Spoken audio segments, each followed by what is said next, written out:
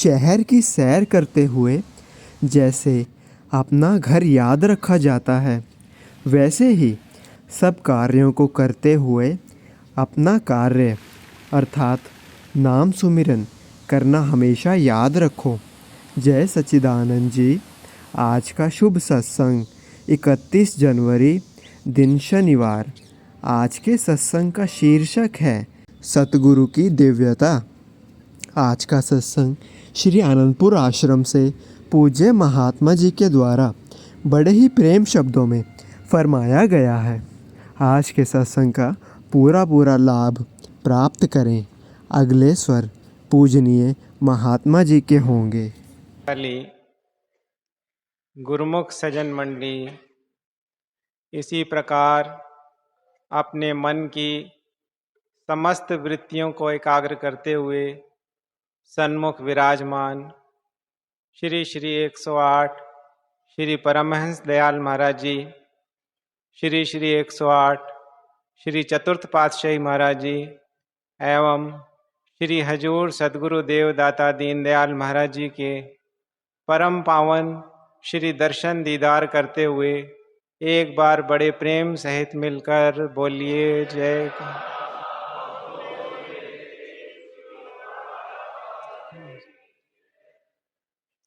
ये गुरुमुखों का महान सौभाग्य है कि गुरुमुख जन प्रातः काल से ही हर्ष और उल्लास के साथ अपने प्राण प्यारे श्री श्री 108 श्री चतुर्थ पातशाही महाराज जी का 125वां अवतरण दिवस मना रहे हैं।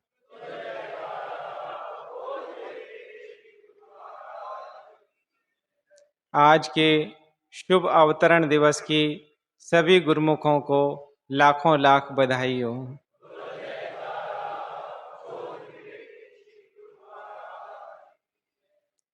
महापुरुष इस धराधाम पर आकर जीवों के कल्याण के लिए ही अनवरत लगे रहते हैं। वे न दिन देखते हैं न रात देखते हैं, केवल उनका लक्ष्य होता है कि अपने गुरुमुखों का कल्याण हो। जिस तरह गुरुमुख जन आजकल भी हजूर श्री सदगुरुदेव महाराज जी को नित्य प्रति देखते हैं कि वे भी अपने सेवा कार्य के साथ साथ भक्ति के नियमों की पालना करवाने के लिए स्वयं भी सवेरे शाम श्री आरती पूजा पर आकर गुरुमुखों को दर्शन देते हैं और गुरुमुखों का कल्याण कर रहे हैं। महापुरुष जीवों के कल्याण के लिए ही अवतार धारण करते हैं। महायुग युग में अवतार धारण करके जीवों का कल्याण करते हैं। गुरुमुख जन नित्य प्रति आरती पूजा में भी गायन करते हैं, शुभ मग के उपदेशक यम त्रास निवारण। महापुरुष जग के तारने का जिम्मा लेके आते हैं और जीवों के कल्याण के लिए ही लगे रहते हैं। महापुरुष जग में जीवों का कल्याण करने के लिए, उन्हें भक्ति के रास्ते पर लगाने के लिए जो नित्य प्रति लीलाएं करते हैं, गुरुमुख उन लीलाओं को भी देखते हैं और सवेरे से गुरुमुख जन महापुरुषों की लीलाओं का श्रवण करके आनंद मगन हो रहे हैं और अपने इष्ट देव की प्रसन्नता को प्राप्त कर रहे हैं। गुरुमुखों श्री श्री 108 श्री चतुर्थ पातशाही महाराज जी मर्यादा के अवतार थे। उन्हें मर्यादा पुरुषोत्तम श्री रामचंद्र जी की उपाधि दी जाती है कि उन्होंने मर्यादा में रहकर गुरुमुखों के कल्याण और गुरुमुखों का उत्थान किया है। श्री आनंदपुर दरबार की रचना में उन्होंने महत्वपूर्ण योगदान दिया। शाम को भी गुरुमुख जन सुन रहे थे कि जब श्री आनंदसर का कार्य शुरू हुआ तो श्री सदगुरुदेव महाराज जी ने आनंदसर के तट पर ही अपना निवास स्थान बना लिया। श्री सदगुरुदेव महाराज जी 24 घंटे वहीं पर विराजमान रहते थे। रात में भी जब मशीनें चल रही होती थी, लोग विश्राम भी कर रहे होते थे, तो श्री सदगुरुदेव महाराज जी उसी प्रकार अपनी सेवा में संलग्न रहते थे और भोजन भी वहीं पर ही कर लेते थे। महापुरुषों का धुरधाम से ही एक लक्ष्य होता है। जब उन्हें गुरुमुखों के कल्याण के लिए इस धरती पर आते हैं तो केवल ही केवल उनका कल्याण चाहते हैं। जन्मजात अवतारी विभूति होते हैं। श्री सद्गुरुदेव महाराज जी बचपन में एक बार माताजी के साथ शहर में लक्की मरवत में बाहर माताजी के साथ घूमने निकले तो एक जगह पर काफ़ी भीड़ इकट्ठी की हुई थी। एक बैल वहाँ पर दर्शकों के प्रश्नों के उत्तर दे रहा था।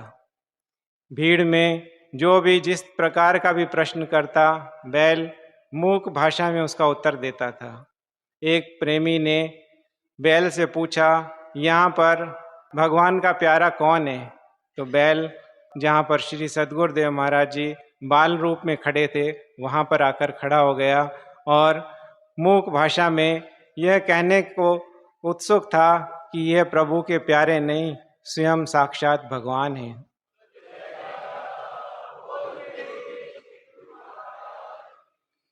जन्म के समय ही उनके लक्षण, उनके चरित्र जनता को दिखाई देते हैं और उन्हें महसूस होता है कि ये कोई अवतारी विभूति है। श्री सद्गुरुदेव महाराज जी ने जो गुण होने चाहिए संगतों के बीच में, भक्तों के बीच में, उन गुणों को स्वयं अपने अंदर भी धारण किया। श्री अनंतपुर के निर्माण के समय जब बहुत मुश्किलें होती थी और जो परिवार श्री आनंदपुर सेवा के लिए आए हुए थे वो कभी कभी परेशान हो जाते थे और श्री सद्गुरुदेव महाराज जी के चरणों में अपनी कठिनाइयाँ प्रस्तुत करते तो श्री सद्गुरुदेव महाराज जी उन्हें आश्वासन देते, ढाढ़स बंधवाते कि तुम्हारे सिर पर तो परमहंस श्री सद्गुरुदेव महाराज जी समर्थ सद्गुरु का हाथ है, तो तुम्हें घबराने की क्या आवश्यकता है। इतने तक श्री सद्गुरुदेव महाराज जी वचन फरमाते थे कि गुरुमुखों को किसी भी कठिनाई का सामना करने में कभी घबराना नहीं चाहिए। हमेशा अपने इष्ट देव को कठिनाइयों से बड़ा समझे ताकि उसकी कठिनाइयाँ दूर होती चली जाएं और उसे अपना रास्ता अच्छा दिखाई देने लगे। एक बार श्री सद्गुरुदेव महाराज जी ने अपने पावन वचनों में फरमाया कि सबके साथ मीठा बोला करो। अगर किसी को गुड़ नहीं दे सकते तो किसी को कड़वा बोल करके उसका दिल न दुखाया करें। तो श्री सद्गुरुदेव महाराज जी स्वयं भी उन परिवारों के साथ इतना मिठास भरा व्यवहार करते थे कि एक एक गुरुमुख उनकी महिमा गाते हुए नहीं थकता था। अपने पावन वचनों में एक बार वर्णन किया उन्होंने कि गुरुमुखों के दिल में ये 4 बातें अवश्य होनी चाहिए। सच्चाई, हमेशा अपने दिल में सच्चाई रखें और किसी भी प्रकार की कोई भी बात हो तो अपने सद्गुरु के आगे खोलें और उसे सच सच रख दें। दूसरा, खैर ख्वाही, दरबार की खैर ख्वाही के प्रति हर गुरुमुख का कर्तव्य है कि कहीं भी किसी प्रकार की कमी देखते हो तो उस कमी को ठीक करवाएं। उस जहाँ कोई सामान रखा हुआ है उसे अपने स्थान पर पहुंचाएं। इस तरीके से अपना भी ख्याल रखें और दरबार की खैर ख्वाही का भी ख्याल रखें। तीसरा, समय की कदर। समय, श्री सद्गुरुदेव महाराज जी फरमाया करते थे कि जितना भी समय गुरुमुखों को मिलता है उसमें सेवा का कार्य करें और भजन का कार्य करें, और इन 2 कामों से अगर उन्हें फुर्सत मिलती है तो फिर आराम कर लिया करें। गुरुमुख जन भी उनके सानिध्य में रहते हुए सेवा और भजन का कार्य करते हुए आनंद मगन रहते थे। और चौथा है सुमति, सबके साथ प्रेम भाव रखो। कोई भी व्यक्ति अगर आपकी बात से सहमत नहीं है तो उस पर क्रोध न करें, उसे शांतिपूर्वक समझाएं और अगर उसकी बात सही है तो आपस में अपनी मति को उसकी मति में मिला दें। जहाँ सुमति तहाँ संपत्ति नाना, जहाँ कुमति तहाँ विपत्ति निधाना। महापुरुष अपने वचनों में गुरुमुखों को इन 4 बातों के लिए बहुत जोर देते थे और साथ साथ जो गुरुमुखों के कल्याण के लिए जो नियम बने हुए हैं, गुण बने हुए हैं, उन गुणों को भी धारण करे। जैसे कि विनम्रता का गुण, हर प्रेमी के अंदर किसी से भी बात करे, चाहे छोटा हो या बड़ा हो, उसके साथ अपना प्रेम रखते हुए, स्नेह रखते हुए विनम्रता पूर्वक बात करे। सहनशीलता, किसी को यदि कोई कुछ कह देता है गुस्से में आकर या क्रोध में आकर, तो उस बात को बुरा न माने, धीरज से उसकी बात को सुने, उसे समझाए और उस पर क्रोध न करे। इसी तरह के और भी गुण होते हैं, मीठा बोलने का गुण, नम्रता का गुण। ये सारे गुण अगर गुरुमुख जन अपने हृदय में धारण करेंगे तो सचमुच ही उनके अवतरण दिवस को मनाने का सही सही लाभ प्राप्त करेंगे। और गुरुमुखों की इस अवस्था को प्राप्त कराने के लिए ही महापुरुषों ने भक्ति के सरल साधन बनाए हैं। 2 घंटे का भजन श्री सद्गुरुदेव महाराज जी हर समय फरमाते हैं, और श्री श्री 108 श्री चतुर्थ पातशाही महाराज जी और हजूर श्री सद्गुरुदेव महाराज जी सबको इसी बात पर जोर देते हैं कि 2 घंटे का भजन हर एक गुरुमुख के लिए बहुत जरूरी है। अक्सर श्री सद्गुरुदेव महाराज जी भजन अभ्यास पर ही ज़्यादा बल देते थे। स्वयं तो इस नियम के पूरे पक्के थे कि भोजन बाद में और भजन पहले। हजूर श्री सद्गुरुदेव महाराज जी भी गुरुमुखों को यही वचन फरमाते हैं कि खाना खाने से पहले अपने भजन का नियम अवश्य पूरा करें। इन्हीं नियमों को जो श्री सद्गुरुदेव महाराज जी हमको बार बार याद दिलाते हैं। माता पिता किसी बच्चे को यदि कहते हैं कि ये काम कर लो या वो काम कर लो, तो 2-4 दिन अगर बच्चा नहीं करता है तो उस पर क्रोध करके फिर छोड़ देते हैं।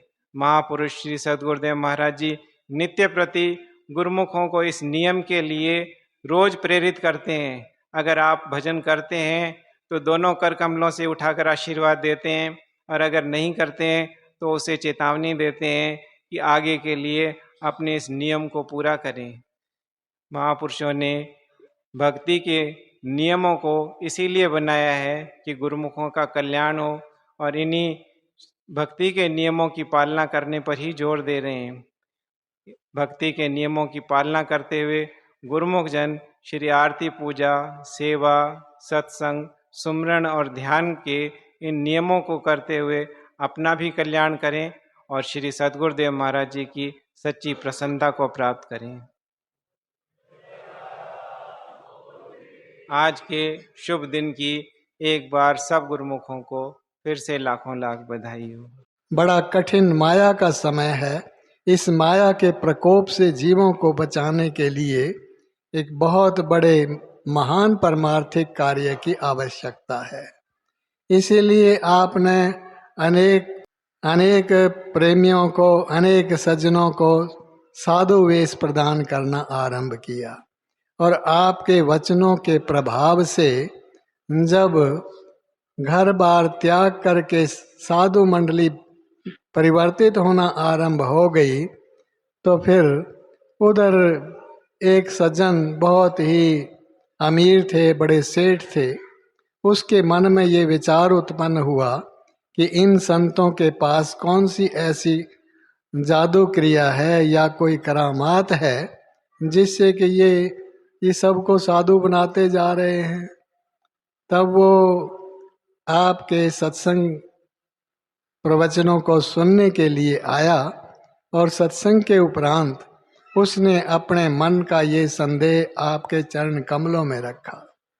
तो हमारे सद्गुरु दाता दयाल जी महाराज जी ने भी बड़ी मौज में आ करके अपनी छड़ी उठाई, और उसने जो सोने की अंगूठी पहनी हुई थी उसको स्पर्श करते हुए कहा कि देखो भाई, यदि हम तुम्हें किसी प्रकार से इन अंगूठियों को ये सिद्ध कर दें कि ये सोने की नहीं है, हीरे जड़ी नहीं है, ये तो मिट्टी की हैं, फिर तुम क्या करोगे? उसने विनती की कि महाराज जी, इसको तो फिर मैं त्याग कर दूंगा, मिट्टी को कौन सोने की जगह ग्रहण करता है।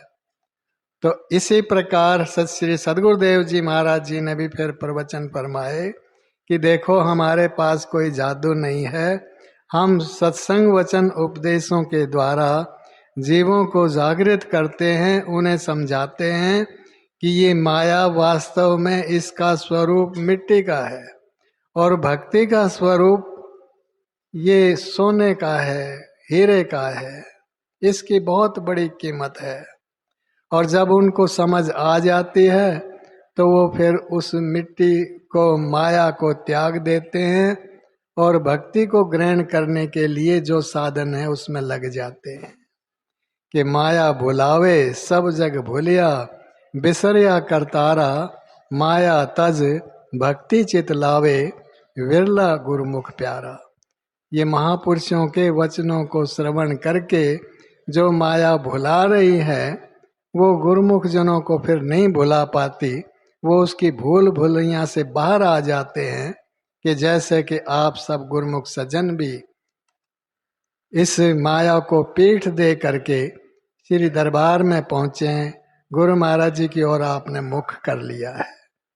तो ये कृपा महापुरुष करते हैं। तो वो अपने सदगुरुदेव जी महाराज जी भी जब उन्होंने बहुत बड़ी साधु मंडली तैयार कर ली तो 1930 में जो इस पावन श्री आनंदपुर दरबार की रचना करनी थी, बहुत बड़ा विशाल विश्व शांति केंद्र बनाना था, उसकी स्थापना के लिए उन्हीं भक्तजनों को, संत जनों को तैयार किया कि हमने एक मध्य भारत में, मध्य प्रदेश में एक जंगली भूमि खरीद करनी है, बंजर भूमि खरीद करनी है और वहाँ पर एक बहुत बड़ा विशाल आश्रम बनाना है, सत्संग तीर्थ बनाना है। आप सब ने सेवा करनी है। सब ने हाथ जोड़ करके स्वीकार कर ली ये सेवा और श्री आज्ञा के अनुसार फिर 1930 में उन्होंने श्री आनंदपुर धाम की ये स्थापना कर दी, जो सब गुरुमुख जन वहाँ की रचना या यहाँ की रचना अब अपनी आंखों से इस रूप में देख रहे हैं।